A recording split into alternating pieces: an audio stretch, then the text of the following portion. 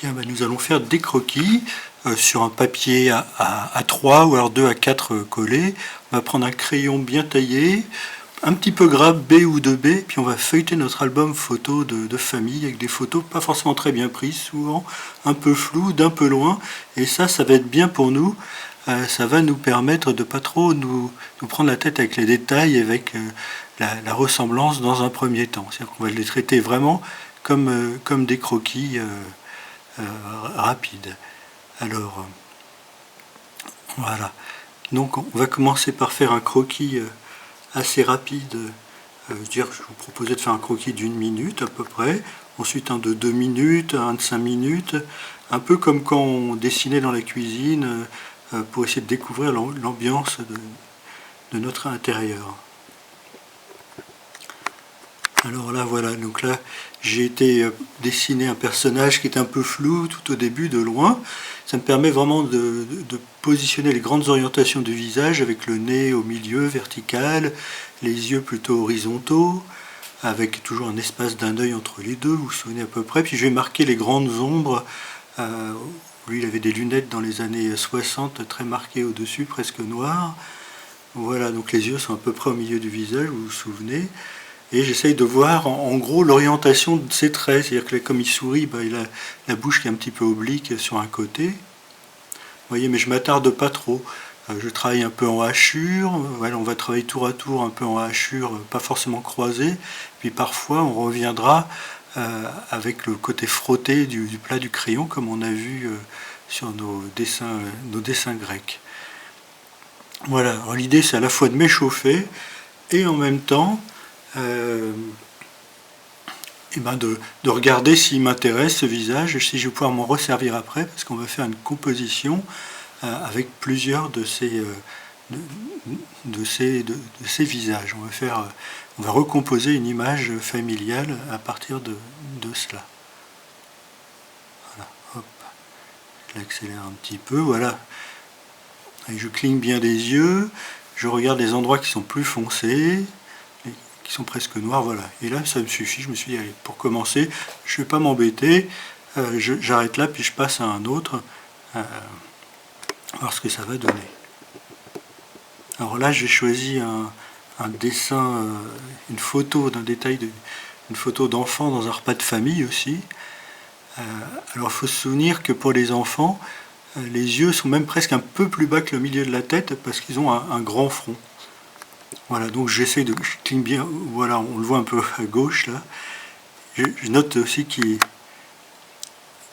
a des grandes oreilles, ça va être un peu son signe distinctif. Et je plisse bien les yeux pour voir les zones qui sont ombrées. Vous voyez, je fais vraiment à droite, à gauche, je reste léger avec mon crayon. Et après, je viens préciser, voilà, les ombres un peu plus foncées. Et pour l'expression des yeux, de la bouche, pareil, on essaye de voir si l'œil est un peu en diagonale, comme un accent aigu ou comme un accent grave, ou s'il est horizontal, si la paupière supérieure est plutôt horizontale. Oui, voilà les oreilles. Voilà, donc je marque oreille, comme ça on est sûr. Voilà, et là je rajoute une hauteur de front, une hauteur de cheveux supplémentaire. Voilà, et là il a plus l'air d'un enfant. Et ensuite il faudra peut-être lui réduire un petit peu le menton. Voilà, qui vient aussi. Et là d'un seul coup on a plus un gamin qu'un adulte. Donc ça c'est assez intéressant. Voilà, je vais rajouter un petit peu les endroits qui sont un peu plus foncés. Puis je m'arrête là, voilà. Là celui-là m'a pris 2 minutes, à peu près. Donc ça peut être un peu plus, un peu moins. Voilà. Alors là j'ai dessiné un autre personnage dans un bout de photo familiale. Alors là, ce qui est intéressant là, c'est qu'il a un petit peu la tête inclinée. Donc je vais faire une grande ligne qui indique l'inclinaison des yeux, du regard, et une ligne perpendiculaire qui est aussi inclinée du coup, qui indique l'inclinaison du nez à peu près. Donc on a comme une croix un peu inclinée sur le côté à gauche, parce qu'il a son visage qui pense à gauche. Et on a un œil donc, qui est au niveau de la ligne horizontale un peu inclinée. Et le nez, voilà, on place le nez en fonction de la ligne verticale, on place la bouche en fonction de la ligne verticale, à peu près au milieu. Voilà le contour du visage. Et donc Là, j'indique aussi au passage à droite, voilà, c'est pas le passage le plus intéressant de ce que je vous ai déjà dit, c'est-à-dire qu'il a les yeux un peu plus bas que le milieu du visage, notre personnage de droite. Voilà, on revient à gauche. Voilà, et là j'indique les lunettes. Alors les lunettes, c'est un élément géométrique, et là c'est pratique parce qu'elles suivent vraiment l'orientation de cette ligne légèrement horizontale, légèrement inclinée, puisqu'il a la tête penchée. Et vous voyez, pour les ongles, c'est des grandes hachures. Je ne fais pas dans la dentelle, j'essaie de me dire, bon, bah là, c'est peut-être un peu plus nuancé, mais en gros, en gardant un crayon assez léger, un trait assez léger, hein, j'appuie pas trop, voilà, je peux indiquer le visage, une ombre générale, grosso modo, hein, qui va donner une matière à ce visage, parce que de toute façon, il est un peu dans le flou. Donc, voilà. Donc, je vais prendre un petit peu plus de temps pour celui-là parce qu'il est un peu plus difficile à cause de son côté incliné. Voilà, puis on va avancer. Voilà, donc celui-là, je l'ai mis à peu près 5 minutes. Voilà. Donc là, il y en a un autre. Voilà, cette fois-ci, je commence à être un peu plus chaud. Et donc, je vais faire un visage un peu plus grand. Voilà, un visage un peu plus marqué. Là, c'est celui du grand-père. Donc l'avantage des visages marqués, c'est que ça donne plein de lignes, plein de points de repère finalement. Hein, voilà, donc l'orientation des cheveux, là-haut. Souvenez-vous, ils sont presque verticaux là-haut. Voilà, j'indique un peu la pupille de l'œil. Voilà, je mets quelques gris. Bon là, je suis un peu plus téméraire dans mes gris. Je vais indiquer d'emblée un peu plus de détails. Mais le visage est plus grand. C'est possible, et puis je l'aime bien. Voilà. Et ensuite, voilà, j'en fais un dernier encore un peu plus grand, et qui me servira tout à l'heure comme base même à ma composition. Voilà. Hop.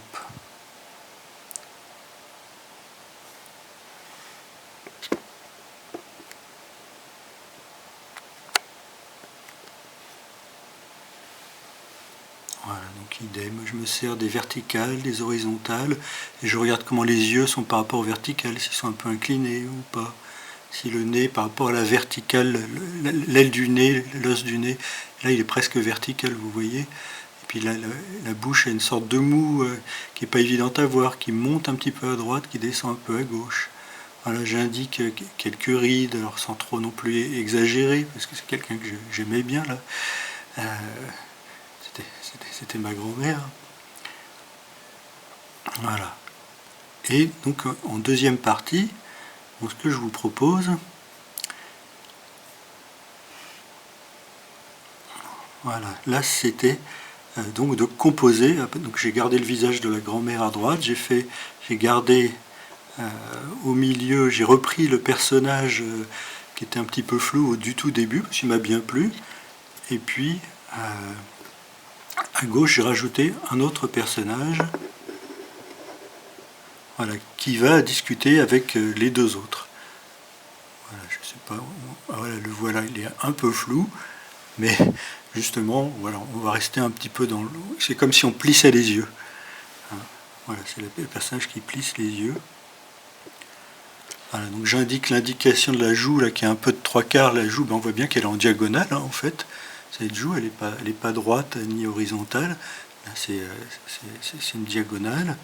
L'orientation de la bouche, hein, c'est un peu... La tête est penchée, donc là, c'est dans l'autre sens par rapport au personnage de tout à l'heure qui va être incliné vers la gauche. Là, c'est vers la droite. Donc, on a une horizontale, ici, pour indiquer l'axe vertical du visage. Et on a, enfin c'était une verticale, pardon, et une horizontale ici pour indiquer l'axe horizontal au niveau des yeux. Et au-dessus des yeux, ben, j'indique les sourcils, j'essaye de voir la distance qu'il y a. Il y a une espèce d'ombre, comme les yeux sont fermés, sous les paupières. Voilà, il y a une ligne qui indique la limite des cheveux. Voilà, il y a tout un dessin des cheveux. Voilà, je cherche un petit peu des repères. Voilà le menton. Voilà. Ok, on va avancer un peu.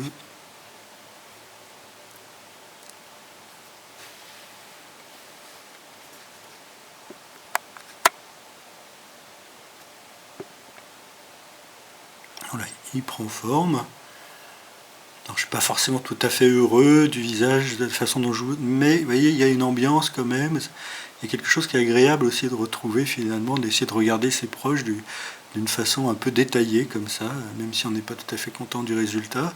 On découvre des choses. C'est un peu, vous voyez, on découvrait une pièce de notre maison la dernière fois, et là on découvre quelque chose, des traits du visage des personnes qui nous sont chères, par exemple.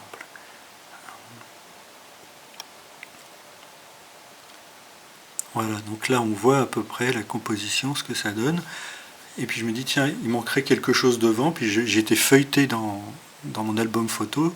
Je me suis dit, tiens, ça serait pas mal de rajouter voilà, ce personnage-là, donc qui était voilà, une personne de la famille, que je viens mettre au premier plan, parce que je trouve que à la fois elle irait bien dans les relations familiales, et puis aussi parce que c'est sympa d'avoir les trois générations, quoi. Et puis en plus, bah, ça prend, même plastiquement, c'est intéressant. C'est un autre genre de visage, un visage d'enfant, avec celui des parents et puis des grands-parents finalement.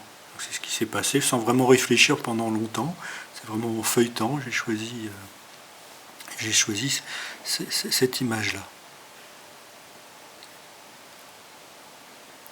Voilà, et puis vous, donc, de la même façon, là c'est assez simplifié, mais il faut quand même essayer de trouver des traits assez subtils. Hein. C'est comme ça un enfant, il ne faut pas que ça soit un trait trop grossier. Alors il faut y aller légèrement, quitte à effacer, quitte à revenir dessus. Voilà, et puis vous recevrez l'image finale telle que je vous la propose, et à vous de jouer.